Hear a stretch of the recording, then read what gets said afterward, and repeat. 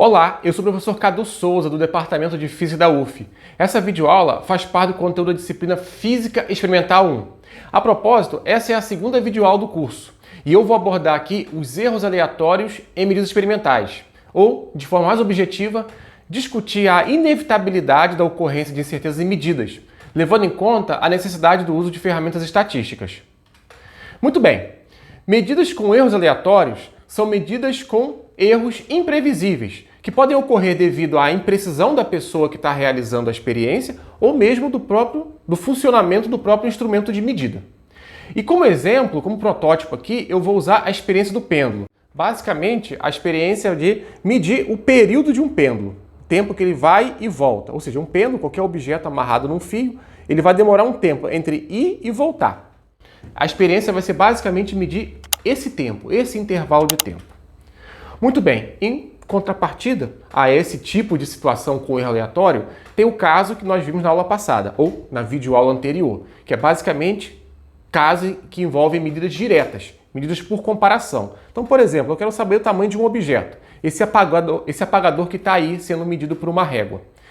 Você vai chegar, vai comparar o apagador com uma régua, e no olho você vai estimar o tamanho dele, no caso aqui 14,4, e vai estimar a incerteza. No caso, como foi discutido na videoaula anterior, 0,2 centímetros. Isso tudo é feito sem a necessidade de estatística. É no olho. Eu vou lá, olho, observo, então isso é uma medida direta, não tem necessidade de estatística. Mas, no pêndulo, a gente vai ver que vai funcionar um pouco diferente. Então, vamos lá. Seguinte situação. O pêndulo foi montado e foi medido o período dele. 1,24 segundos. Tá? Então, um cronômetro, alguém montou o pêndulo, largou, ele foi, voltou, marcou 1,24 segundos. A pergunta feita é, qual a confiança que você tem, ou que nós temos, ou que nós devemos ter, nessa medida? Essa medida, de fato, é a medida que expressa o pêndulo? Quando eu falo em confiança, né, já tem uma coisa anterior, um conceito anterior, né? Então, se eu montei o pêndulo, quer dizer que existe um período. Então, ele tem um período. Tudo que a gente aqui de fora está tentando fazer, no caso, se eu fiz a experiência, com o cronômetro eu quero tentar fazer uma medida de comparação, né? Eu quero comparar o tempo que ele vai e volta. Então, eu estou comparando. Eu pego o objeto, largo ele, aperto o cronômetro, ele vai, volta, depois eu aperto de novo e registro. Estou tentando comparar. Só que existe um erro aleatório nisso, né? Às vezes eu vou soltar o cronômetro um pouquinho antes, um pouquinho depois e horas vai ser antes, horas vai ser depois. Então, mas de certa forma, a ideia central é que o pêndulo ele vai oscilar com o mesmo período, de forma independente do que eu faça aqui tentando com o meu cronômetro. Então, existe um valor verdadeiro. O pêndulo tem um período. Eu vou tentar medir esse período, né? Então, voltando aqui à aula anterior, a videoaula anterior, o apagador que está aí representado na figura, ele tem um tamanho. E com a medida eu tento representar esse tamanho, no caso no olho, eu vou lá, olho, 14,4 e dou uma margem de incerteza, ou seja, é a incerteza da medida. Então, ele tem um tamanho e eu tenho confiança de que esse tamanho que ele tem, de fato, está nessa faixa que eu dei. Então, quanto melhor a medida que você faça, menor vai ser essa sua incerteza, vai ser uma medida mais precisa. Para o pêndulo vai ser a mesma coisa, só que o pêndulo tem essa natureza aleatória.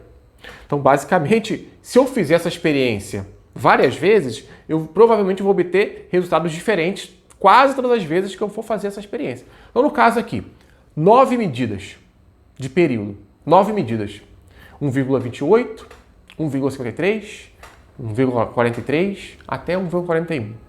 Cada vez que foi feita a medida, eram próximas. Sempre da ordem de 1,2, 1,3 segundos ali, mais ou menos, né? São próximos, mas são diferentes. Então tem um erro ali. Provavelmente em algum momento foi feito de forma ansiosa, em algum outro momento foi feito de uma forma mais preguiçosa, enfim, demorou uma... Isso é o fator imprevisível, é o fator aleatório.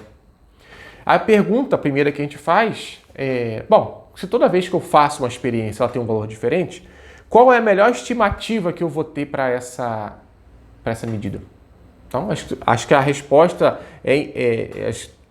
todo mundo aqui deve imaginar, né? Tipo, se eu tenho vários valores diferentes, A média é o que vai expressar isso. De fato, a média 1,42, ela expressa bem, né, todo esse conjunto de dados. Ela pega os piores, os melhores e faz como o próprio nome já diz, a média, ela te dá ali uma boa estimativa. Então, só antes da gente avançar um pouco, observe, cada medida experimental eu sempre posso representar matematicamente como sendo um x0, que é o valor verdadeiro, no caso o período, né? Mais ou menos um erro. E esse erro que é aleatório, ora ele vai ser positivo, ora vai ser negativo, considerando o pêndulo, ora eu vou fazer uma medida um pouco mais ansiosa, ora eu vou fazer uma medida um pouco mais preguiçosa. Então vai ficar ali, é o erro, ora positivo, ora negativo. E isso tudo vai ser, basicamente, a medida experimental, esse XOBS, que no caso aqui é 1,28, 1,53. O fato é, eu nunca vou saber quanto que vale x0. Não tem como eu saber isso na experiência.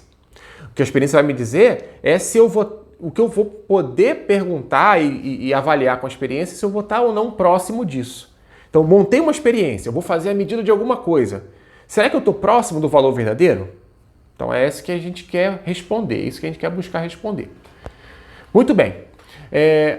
Então, ao ponto aqui, a média é um resultado próximo do valor verdadeiro? Então, é uma pergunta específica. Fiz lá várias medidas diferentes.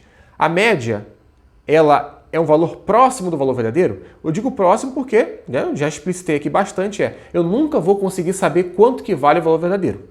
Nunca vou conseguir saber. Mas a média, eu faço várias medidas e consigo. Então, tudo que eu quero, a situação ideal seria que a média fosse igualzinho ao valor verdadeiro. Mas se eu não sei quem é o valor verdadeiro, então no máximo que eu posso fazer é tentar saber ou tentar estimar se ele está ou não está próximo. E é disso que a gente vai trabalhar aqui. É nessa linha que a gente vai trabalhar. Bom, e por falar nessa linha, o conceito que eu vou abordar aqui agora é o chamado intervalo de confiança. Então, o próprio nome já diz, né? Então, se eu tenho lá uma medida, essa medida tem uma região de incerteza. Então, no caso aqui, o pêndulo, ele foi medido. A média deu 1,42.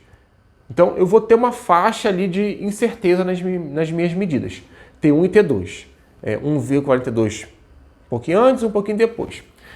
O intervalo de confiança, como o próprio nome já diz, qual é a confiança que eu tenho de que o período do pêndulo, de fato, está nessa região? É essa que é a questão, né? Então, eu não sei quanto que é o período, mas o valor verdadeiro. Mas, será que ele está nessa faixa ou está fora dela? Então, isso é o chamado intervalo de confiança, que transcende a ideia de uma experiência de pêndulo. Sempre que você tiver qualquer coisa que tenha natureza aleatória, esse conceito de intervalo de confiança vai ser muito útil. Por exemplo, no dia que eu estou gravando essa videoaula aqui, é um dia próximo das eleições. Então acabou de sair lá uma pesquisa divulgada no jornal, por exemplo, aqui o UOL. Divulga aqui 3 candidatos que concorrem lá ao governo de São Paulo, ao estado de São Paulo. E aí, o que a gente vê? Os índices, né? Cada candidato com a sua porcentagem, e tem a observação. Então, toda a manchete vem lá com a observação.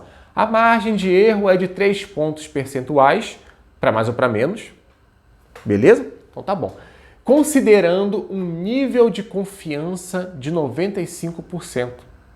Né? Então, isso já está clara a informação aqui que essa faixa de porcentagem aí, entre cada candidato, ou seja, tem um valor da pesquisa, cada candidato tem uma barra de erro. Então, o resultado da eleição tem 95% de chance de estar nessa faixa. Então, é isso que diz, né, o estudo, se ele for bem executado, se ele for bem feito, é isso que está sendo dito nessa reportagem aí. Então, não é 100% de chance que vai estar nessa faixa de resultados. Mas, enfim, isso é geral. Sempre que você tiver que analisar dados com coisas imprevisíveis, coisas aleatórias, você vai ter que usar esse tipo de conceito. É a estatística que vai ser utilizada como ferramenta para essa análise. Então, esse aqui é o coração dessa videoaula. Então, basicamente, eu poderia imaginar um intervalo que tem 50%, no qual eu vou ter 50% de chance de confiança de ter o valor verdadeiro.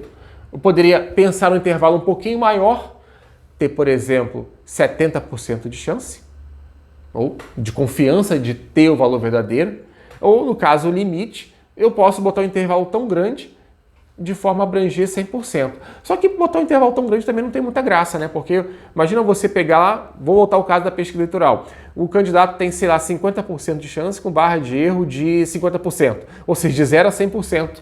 Então não tem sentido você considerar um intervalo também grande, né? Então vamos ter que trabalhar na ideia de um compromisso aí, de buscar esse compromisso.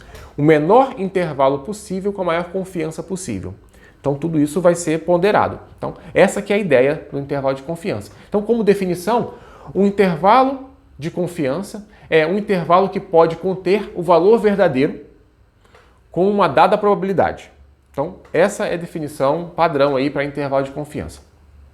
Muito bem. Em se tratando de medidas com erro aleatório, podemos usar a estatística a nosso favor. Isso nós já vimos. Então, em resumo, qualquer medida experimental é sempre uma estimativa, mais ou menos uma incerteza. Na régua, é isso. A incerteza lá no olho, eu vou lá, vejo mais ou menos a incerteza que eu tenho e coloco. No caso de, por exemplo, essa experiência do pêndulo, em que eu tenho uma incerteza que é aleatória, o número fica flutuando, eu vou poder usar uma quantidade chamada desvio padrão da média, esse sigma-m. Tá? Esse de sigma-m, eu vou mostrar já como calcula.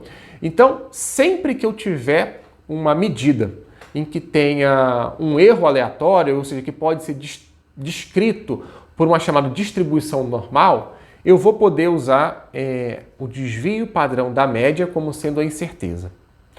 Bom, na apostila de FISESP 1, você confere uma explicação bem detalhada sobre o que é essa distribuição normal e como que se calcula o sigma-m. Todavia, de forma a descrever brevemente essa distribuição normal, vamos considerar aqui a situação em que eu jogue 4 moedas para o ar. Eu vou analisar se é cara ou coroa. Eu quero analisar essa situação. Então, a distribuição normal, no final das contas, é a distribuição de probabilidades em que eu, por exemplo, vou obter caras. Ou, em 4 jogadas, qual é a chance de eu obter caras? Por exemplo, jogo a moeda para o alto 4 vezes. Eu tenho 6% de chance de ter 0 caras. 25% de cair apenas uma cara. 38% de cair 2 caras. De novo, 25% de chance de ter 3 caras e, por fim, jogar 4 moedas para o alto. 4 caras, 6%. É o que diz a probabilidade. Então, analiticamente, essa fórmula que está aí, prob de K, N, onde K é o que você está olhando, no caso, caras, N é o número total de jogadas e P é a probabilidade. No caso, se for a moeda, eu uso 50%, que é a chance para um lado ou para o outro. Muito bem. Se ao invés de jogar 4, eu jogar N vezes, N pode ser 100, 1000, 100 mil, enfim. Essa distribuição de probabilidade vai ficar mais lisa. Na verdade, ela vai tender a essa forma que está aí. Parece um sino de igreja de cabeça para baixo. Mas, a rigor, você continua tendo lá o valor máximo sendo N sobre 2. Ou seja, se você joga, por exemplo, 100 moedas, a maior chance é de você obter 50 caras, que é N sobre 2. É isso que essa distribuição está nos dizendo. E ela é simétrica. Muito bem. É uma distribuição que ela pode ser mais afastada, mais larga ou mais comprimida.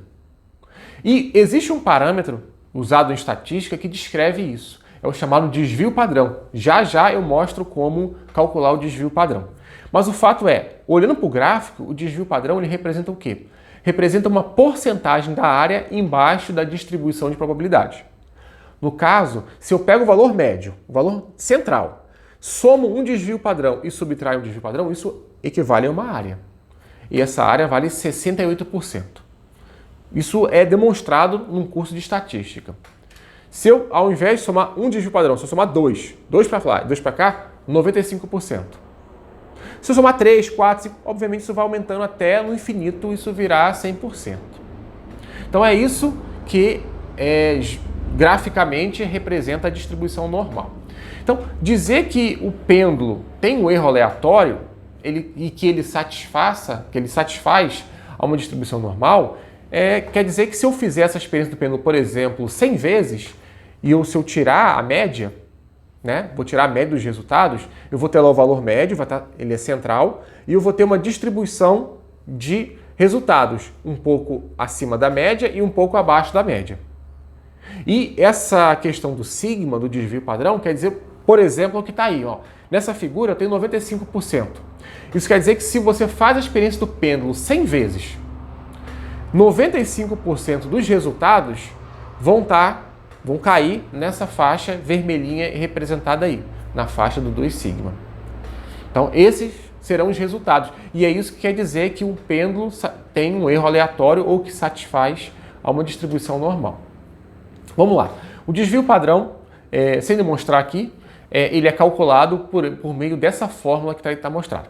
Raiz quadrada de 1 sobre n-1 vezes um somatório de xi, onde x é cada medida, menos o valor médio. Esse x entre 2, essa abre e fecha aí, é o valor médio. Isso é o quadrado. Então vamos ilustrar isso num caso prático. Experiência do pêndulo, 5 medidas, valor médio, 1,24 segundos. Foram os resultados experimentais. Desvio padrão. Então, se eu usar essa fórmula, sigma x, né? Agora só que não vai ser para x, vai ser para t, né?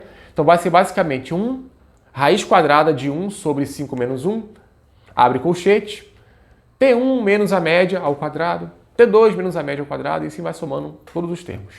Ou, se você olhar aí para os dados que estão no slide, 1,22 menos 1,24, que é a média, 1,23 menos 1,4. Se eu fizer isso, essa soma todinha aí, se eu tirar a raiz quadrada, vai dar 0,02. Por fim, o desvio padrão da média é o desvio padrão dividido pela raiz quadrada do número de jogadas, ou número de dados. Sigma dividido por raiz de n. Então, se eu fizer essa conta, dá 0,01. Portanto, o resultado da experiência vai ser 1,24 mais ou menos 0,01, que é justamente o desvio padrão da média. Então, esse é o resultado experimental. Então, com 5 medidas, né, o valor da medida experimental é 1,24 mais ou menos 0,01. Mas observe o seguinte, o sigma m, ele depende de quê? Da raiz quadrada de n. Então, se eu fizer muitas medidas, quanto mais medidas eu fizer, menor vai ser o valor. Então, eu poderia, a princípio, fazer 1 milhão de medidas e obter uma incerteza muito pequena. Só que tem um problema, né? Eu não posso obter uma medida experimental mais precisa do que o meu instrumento. Então, se o meu instrumento é um cronômetro e ele tem uma incerteza ou uma resolução de 1/100 de segundo, 1/100 igual a 0,01, isso quer dizer que eu não posso obter uma medida com precisão menor do que 1/100 de segundo. Então, nesse caso, eu vou descartar o valor do desvio padrão da média e vou usar a resolução. Então, é para isso que a gente faz. A gente calcula o desvio padrão da média. Então, se o desvio padrão da média for maior do que a resolução, mantém. Se for menor, descarta. Então, seguindo aqui, e o intervalo de confiança? E o valor verdadeiro? Onde que entram? Muito bem. Já apontei aqui e falei muitas vezes nessa videoaula que o valor verdadeiro ele nunca será conhecido. É um x0 e ele nunca vai ser conhecido. Então, a gente nunca vai conseguir saber o valor verdadeiro do período. Todavia, se a gente usa as leis de Newton, a gente consegue saber uma lei teórica. Então, eu vou usar uma teoria e vou, por meio da teoria, prever um valor por período. Então, tá lá. Então, não vou fazer as contas aqui. Isso você vê num curso da Física 1, curso da Física Teórica 1. Mas, se você fizer essas contas, você vai ver que o período de um pêndulo para pequenas oscilações é igual a 2 vezes π vezes a raiz quadrada dessa razão, L sobre G. Então, essa é a fórmula teórica. Então, eu posso calcular, de acordo com o tamanho do pêndulo, qual vai ser o período dele. Então, se eu uso essa fórmula, eu posso, por exemplo, montar um pêndulo no laboratório, fazer as medidas experimentais de um lado. Na teoria, eu consigo saber o valor teórico e ver se um é compatível com o outro. Então, eu vou comparar a teoria com o experimento. Então, eu vou usar essa ideia de intervalo de confiança aqui agora. Então, vamos lá. Digamos que a experiência foi feita, né? E exatamente os valores que nós já obtivemos. o pêndulo foi montado, 1,24 segundos, intervalo de 0,01. Então, vai de 1,23 até 1,25. O valor teórico, ele está dentro dessa faixa. Então, quando isso acontece, o que a gente pode dizer? A gente pode dizer a seguinte coisa. A gente pode dizer que com 68% de confiança, que é um desvio padrão, o valor teórico é compatível com os resultados experimentais. Por quê? Porque eu estou usando, né, o valor experimental 1,24. O sigma é 0,01, ou seja, o sigma m é 0,01. Isso equivale a um desvio padrão. Então, por isso eu também posso dizer assim, o valor teórico é compatível com a experiência no intervalo de 1 sigma. Ou, parafraseando, com 68% de confiança, o valor teórico é compatível com os resultados experimentais. São duas maneiras equivalentes de dizer a mesma coisa. Lembrando que o valor teórico não é o valor verdadeiro. O valor teórico foi obtido a partir de uma teoria. O valor verdadeiro é você montou um pêndulo, ele vai ter um período de oscilação. Então, ele está lá, a realidade lá. Você montou o pêndulo, ele está lá oscilando. A gente, né, humanos, nós tentamos criar uma teoria para explicar aquilo. Beleza. E aí você faz a experiência. Então, são três coisas diferentes. O que a gente está comparando aqui agora é a previsão teórica com o valor experimental. Né? E espera-se, né, que a teoria, no caso a teoria de Newton, esteja correta. Então, se a teoria está correta, a gente espera que a previsão teórica seja igual ao valor verdadeiro. Mas enfim, é só a nossa esperança. Mas o fato é, previsão teórica é uma coisa, o valor experimental é outra e o valor verdadeiro é outra. Então são essas três coisas que são englobadas aqui nessa experiência como um todo. A ideia de valor verdadeiro, a previsão teórica e a experiência. Muito bem, essa mesma análise podia ser feita para 2 sigma. Né? Então, tá aqui. Se ao invés de considerar apenas 1 sigma, considerássemos 2 sigmas, ou seja, 1,24 mais ou menos 0,02, tendo em vista que se 1 sigma é 0,01, 2 sigma é 0,02. Então, o valor, com mais confiança ainda, né, vamos chamar assim, nesse intervalo maior, eu tenho mais confiança de encontrar o valor teórico. Então, é compatível nesse sentido. Ou seja, com 95% de confiança, o valor teórico é compatível com os resultados experimentais, ou o valor teórico é compatível com a experiência no intervalo 2 sigma. Muito bem. Portanto, usando a ideia de intervalo de confiança, podemos avaliar a compatibilidade de uma experiência com uma teoria. Então foi isso que nós fizemos. Compatibilidade entre a teoria de Newton com a experiência realizada no laboratório. O valor verdadeiro do período, contudo, ele nunca será descoberto. A gente, no máximo, espera que o valor verdadeiro seja igual à teoria. Mas a análise que a gente faz é entre teoria e a experiência. Nesse caso, tudo que a gente pode fazer é isso, comparar a teoria com a experiência. E isso é muito importante, tá? Isso é muito importante porque, de fato, é o que a gente vai fazer a todo momento. Bom, fechando o vídeo, eu vou fazer mais um exemplo aqui, né, de um trabalho que foi realizado no semestre anterior com alguns estudantes lá. Basicamente, lá na UF, no laboratório. Basicamente, um pêndulo foi montado. O mesmo pêndulo e 3 grupos de alunos realizaram medidas desse pêndulo. Então, grupo 1, grupo 2 e grupo 3. E a gente faz um chamado gráfico de comparação. Veja, eu consigo comparar os 3 resultados num único gráfico. Era o mesmo pêndulo e tem 3 resultados experimentais, cada um com a sua barra de erro, com a sua incerteza. E o que a gente consegue concluir desses 3 grupos aí, tendo em vista também o valor teórico? Que basicamente o valor teórico ele é compatível apenas na experiência do grupo 1, né? Apenas o grupo 1 ele teve um intervalo em que conteve lá o valor teórico e mesmo assim considerando, né, o intervalo 2 sigma, ou seja, com 95% de confiança. Muito bem. Na atividade dessa semana, você vai fazer 2 coisas muito legais. Basicamente, você vai medir o seu tempo de resposta de 2 maneiras diferentes. Uma, de maneira virtual, em casa, no seu computador, você vai medir o seu tempo de resposta usando um aplicativo.